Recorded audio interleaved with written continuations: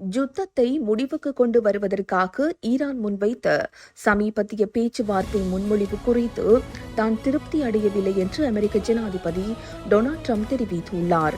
சமாதான உடன்படிக்கை எட்டுவதற்கு ஈரான் சில முன்னேற்றங்களை காட்டியுள்ள போதிலும் அவர்கள் ஒருபோதும் அந்த இலக்கை அடைவார்களா என்பதில் தனக்கு நம்பிக்கை இல்லை என்று அமெரிக்க ஜனாதிபதி கூறியுள்ளதாக வெளிநாட்டு ஊடகங்கள் செய்தி வெளியிட்டுள்ளன.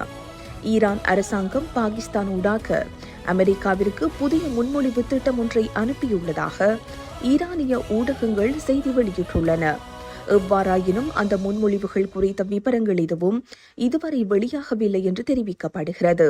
பாகிஸ்தானில் நடத்த திட்டமிடப்பட்டுள்ள நேரடி பேச்சுவார்த்தை குறித்தும் கருத்து தெரிவித்த டொனால்ட் ட்ரம்ப் பாகிஸ்தான் மீதும் அதன் தலைவர்கள் மீதும் தான் மிகுந்த மதிப்பு கொண்டுள்ளதாக குறிப்பிட்டுள்ளார்.